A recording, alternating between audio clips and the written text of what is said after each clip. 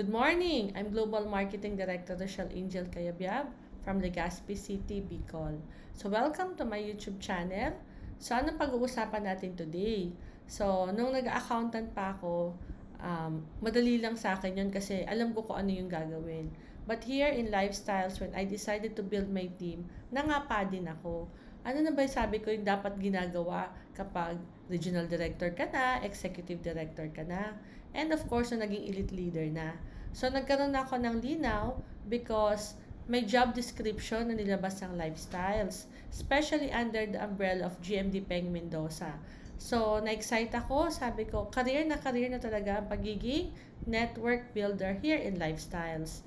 So, pag-usapan natin yun ngayon. Para kung bago ka, alam mo din kung anong gagawin mo. At makita mo yung future ng mga pin level na pwede mong kitain. Exciting ba yon? Okay, so let's start. So, paggawa ng business, importante na alam mo yung dapat mong ginagawa. At paano mo kikitain, syempre, yung mga nakalagay doon sa ladder of success. So, per pin level, iba-iba din naman yung mga ginagawa.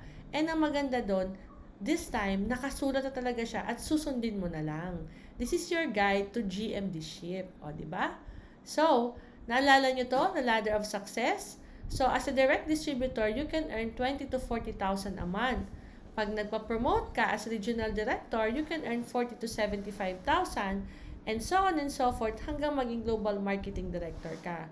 Ito yung maganda. Kung ano yung effort na binibigay mo buwan-buwan, anong klaseng trabaho ang binibigay mo, any amount dyan pwede mong kitain.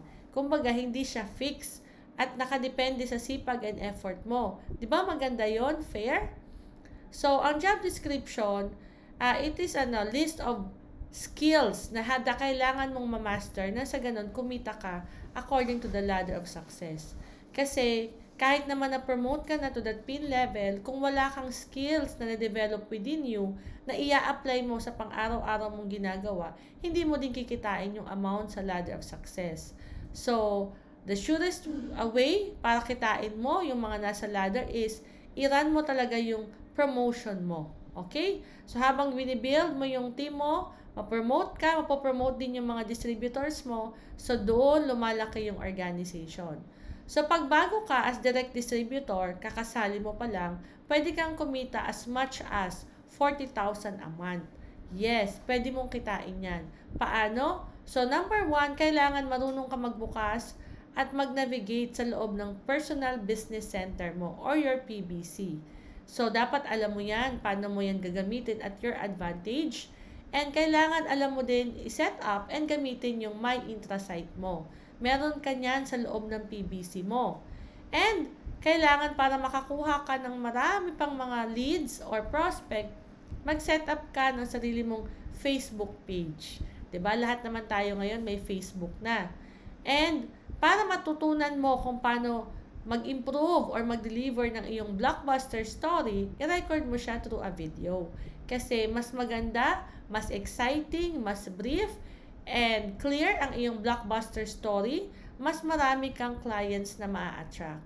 And of course, para dire-diretso lumalaki yung organization mo, user man yan, or nagbe-business, kailangan alam mo kung ano yung Lifestyles Loyalty Program or the LLP. At ikaw mismo naka-enroll ka dyan. Kasi sabi nga, this is a leadership business. Paano mo ipapagawa sa mga distributors mo kung ikaw mismo hindi ka naka-enroll sa LLP? Okay? And of course, be a part of the exclusive FB page of trainings of GMD Peng Mendoza team, which is the P6 Digital Core Group. So, kung hindi ka pa member dyan, ina-approve yan ng iyong apply na Global Marketing Director, kailangan i-inform mo siya na hindi ka pa doon member. Kasi every now and then, doon naka-live yung mga weekly trainings na makakapagpa-develop pa ng iyong skills. Okay, and of course, aralin mo talaga yung basic skills. Ayan na, lista na, di ba? At may mga basic skills na kailangan mong maaral at magamit.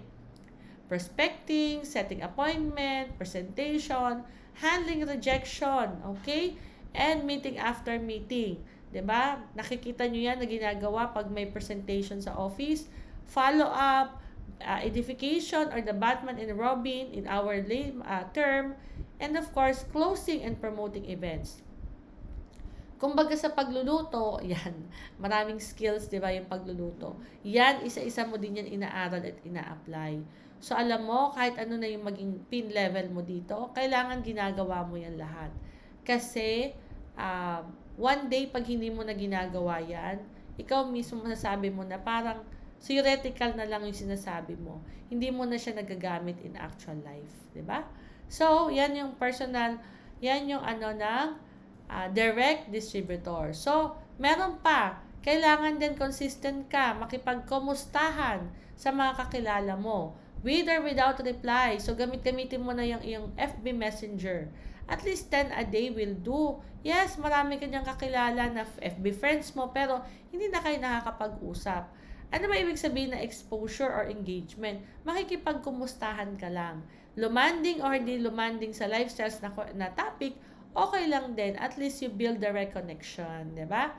And nagre-retail ka, nagbebenta ka, at least 3 Better Together kit per week is the goal. Yes, dapat i-goal mo siya. We have 7 days a week. Pag ginol mo makabenta ng 3 BT kit in a week, ay nako, 3,000 times 3, you have 9,000 pesos na malinaw na retail profit. Imaginein mo yan, di ba? Sa 4 na linggo, 9,000 times 4, 36,000 na yan. O, di ba, malapit-lapit ka na doon sa 40,000. And of course, sa mga nakakausap mo, nakakapagkumustahan mo, ang goal is may 5 ka na mapaliwanagan ng buo kung ano yung product and compensation plan ng lifestyles. So, ang tawag doon is show the plan or the STP. Either sinamahan ka na nag-sponsor sa'yo o ikaw mismo kumausap ka. At least 5 per week. Okay? And of course, para talaga maging seryoso mo tong business, kailangan meron kang Express Direct or isang 9 Better Together kit na set or 1,200 points na pinaparolling. Ibig sabihin, pagkabili o pagkabenta, bili ka ulit. Diba? Parang sari-sari store mo. And you regularly attend all the trainings or function, the new distributor success orientation, mindset workshop, skills workshop, interactive, SLT, RLT, and national gala. O, di ba? And of course, ang dami mong presentation na pwede ka makipag-participate. You can do the prayer, testimony, or pwede ka mag-technical support. And you should listen to positive audios and recorded trainings. Kailangan finifeed mo yung isip mo everyday ng positivity. And yung mga na-meet mong prospect, para matulungan ka mag-close, ipakilala mo sa core upline mo. Sino yung core upline? Most probably, yan yung upline mo na active din na ginagawa yung business. Kaya siya core. Kasi baka may upline ka na user lang, so hindi siya core upline, di ba? And regularly connection to your core upline. So, dahil bago ka, nagpapamentor ka, abay magpa-connect ka talaga everyday. Mag-account ka kung anong ginagawa mo tungkol sa business mo nang sa ganon maturuan ka. And of course, the regional director can earn 75,000 a month. So, paano mo naman kikitain yan? In addition dun sa ginagawa ng direct distributor, gawin mo din to. I-master mo yung closing. Galingan mo talaga mag-close ng mga prospects. And, dagdagan mo din yung nire-retail mo. From 3 BT kit, gawin mong 5. Then, mag-participate ka na as speaker, as main speaker. Kung nung una, testimony ka lang, prayer, ngayon, pwede ka na mag-volunteer. Pag RD ka na, mag-host, mag-product, and mag-testimony. And of course, i-goal mo na at least may isa kang guest sa kada training or hope na pinupuntahan mo. And of course, kasi regional director ka na, para mas mabilis ang production mo, ay magpakanda ka rin ng home meeting. Anong home meeting? Sa bahay mo, may 2-3 tao, tapos magpasupport ka sa upline mo once a week. Nang sa ganon, matuto ka din maging regular speaker. And be a part of the YES committee. Ano ibig sabihin nun? So, pag may mga face-to-face function, huwag kang parang bisita, mag-participate ka, di ba? Pag sigaw namin ng yes, mag-yes ka din. And of course, we recommend you read at least 1 book. Magsasuggest yung core upline mo kung ano yung book for the month. So usually we suggest the first book is Your first year in network marketing by Yarnell. Okay? Makapal-kapal din yon. So, kailangan mong mabuno yon. Mas maganda in 1 month. And of course, dahil nga magaling ka na, regional director ka na, para mag 75,000 yan, sa maghapon, i-goal mo na may 3 ka na makausap, na mapresentan mo ng product and complan. So, mabuo mo siya. Sikapin mo talaga. Pagalingan lang to ng pagkuha ng appointment. And of course, marunong ka na dapat mag-monitor ng organizational volume mo. So, titingnan mo na yung PBC mo at talagang ginugol mo yung 25,000 org volume every month with 2 new frontline. Yan. And pag nag-ED ka na, gusto mo na 6-digit a month, so ito yung magandang gagawin mo. Everyday kumausap ka na kasi magaling ka na yan. And mag-assist ka din ng downline mo, mas gagaling ka pa. And you should do your start up with your new frontline. Ikaw na, magpalista ka ng dreams niya and everything.